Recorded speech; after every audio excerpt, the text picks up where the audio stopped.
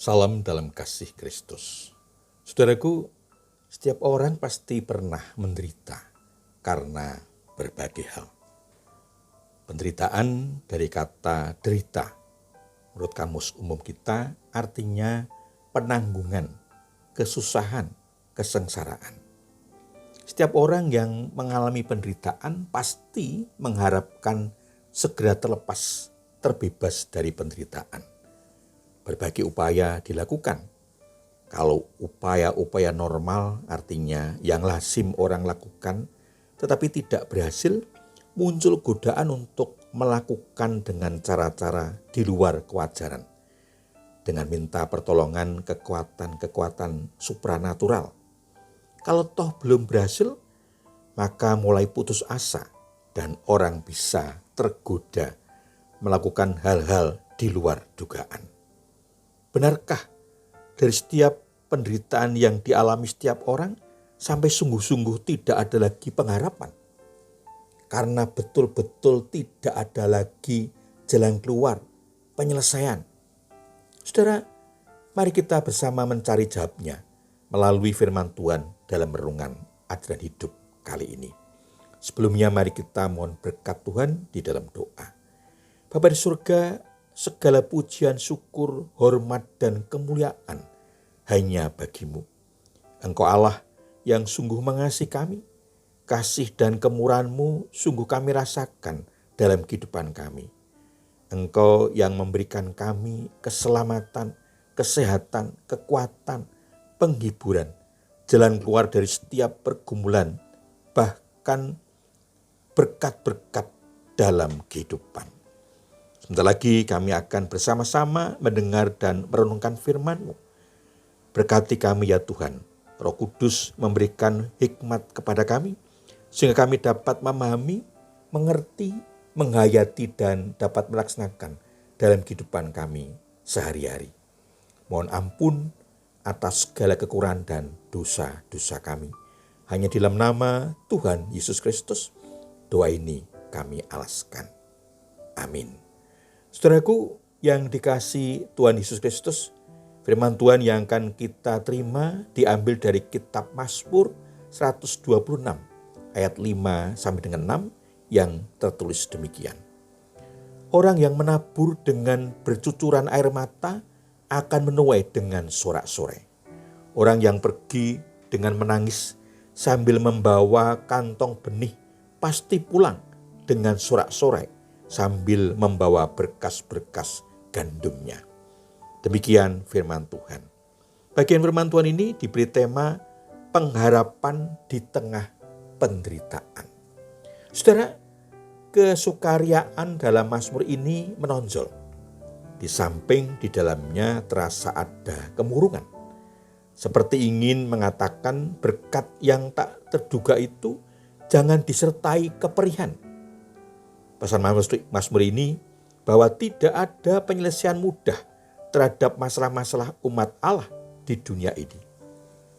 Tidak ada tindakan Allah yang akan membawa umat kepada kesukaan yang terus-menerus, yang akan membebaskan mereka dari ujian dan cobaan, atau yang akan meneguhkan mereka dalam kesempurnaan, kesukaan atas berkat Allah. Yang terjadi akan segera diikuti oleh munculnya masalah-masalah baru, kemalangan-kemalangan baru yang menuntut tindakan-tindakan baru dari Allah. Tugas umat adalah tekun senantiasa dalam kesetiaan melanjutkan perbuatan-perbuatan baik seturut kehendak Allah. Agar umat segera menyadari bahwa mereka lemah dan begitu tergantung kepada pertolongan Allah. Dalam keadaan baru, kebutuhan mereka sama seperti sebelumnya. Oleh karena itu, kehidupan mereka perlu pembaruan. Hanya mujizat dari kuasa ilahilah yang dapat mengatasi. Ini firman Allah meyakinkan umatnya.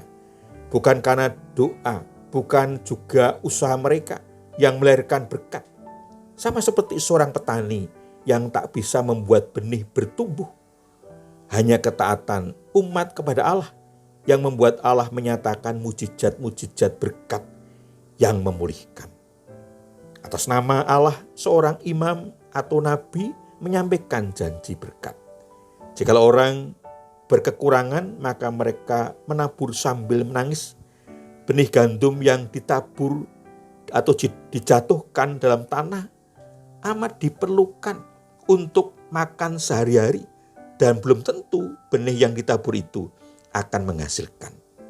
Itulah sebabnya ketika Tuhan memberkati mereka dengan panen, disambut dengan sorak-sorai karena berkas gandum yang banyak, menggantikan benih yang sedikit, karena sebelumnya mereka menabur dengan mencucurkan air mata. Demikian berkat Tuhan memulihkan keadaan umat. Kesedihan yang mendalam dengan menabur sambil bergumul dalam doa akan mendatangkan berkat-berkat dari Allah berupa pembaruan, kebangunan, dan perbuatan ajaib. Umat atau orang percaya diyakinkan bahwa apa yang mereka taburkan dengan rajin sekarang ini akan diberkati dengan berlimpah-limpah oleh Allah di masa depan. Puji Tuhan, Tuhan Allah peduli dengan penderitaan umatnya dan berkenan memberkati segala usaha dan perjuangannya. Saudaraku, penderitaan dalam hidup apakah itu tanggungan, kesusahan, kesengsaraan? Tidak jarang menjadi beban hidup yang membuat orang bisa putus asa dan tidak ada lagi harapan.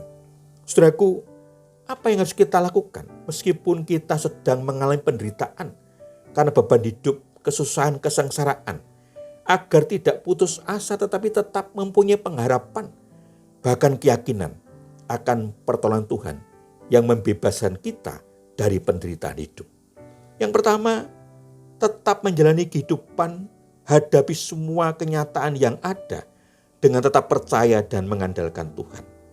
Tetaplah hidup dalam kebenaran Tuhan dengan melakukan segala sesuatu sesuai firman-Nya. Jangan pernah menyimpang meskipun untuk itu harus menghadapi hambatan, kesusahan. Mohonlah pertolongan Tuhan agar kita dimampukan untuk tetap taat dan setia kepadanya dalam segala keadaan. Yang kedua, yakinlah dalam segala kesulitan, hambatan, halangan, dan rintangan hidup yang sepertinya tidak mungkin dilewati. Tetaplah lakukan bagian kita. Teruslah berdoa untuk memohon pertolongannya. Tidak ada yang mustahil. Kasih, kuasa, dan mujizat Tuhan bisa terjadi dalam kehidupan kita. Biarlah Tuhan menyatakan bagiannya dengan kasih dan kuasanya yang ajaib.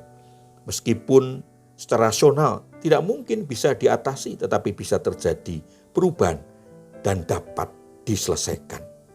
Tuhan berkuasa untuk melakukan apa saja kalau Tuhan berkenan, untuk menumbuhkan pengharapan di tengah penderitaan. Tuhan Yesus memberkati. Amin. Mari kita naikkan syukur kepada Tuhan dengan berdoa. Syukur kepadamu ya Tuhan atas anugerah dan berkat-Mu dalam kehidupan kami. Meskipun kami hidup dalam penderitaan, tetapi kami yakin masih ada pengharapan terlepas dan bebas dari penderitaan hidup dengan tetap taat dan setia kepadamu. Mohon ampun atas segala kesalahan dan dosa kami. Hanya dalam nama Tuhan Yesus Kristus, doa ini kami alaskan. Amin. Saudaraku yang dikasihi Tuhan Yesus Kristus, demikian renungan ajaran hidup. Saya bertemu kembali dalam renungan selanjutnya. Anugerah dan damai sejahtera dari Allah Bapa di dalam Tuhan Yesus Kristus, pimpinan penyertaan dan pemeliharaan Roh Kudus memberkati saudara semua. Amin.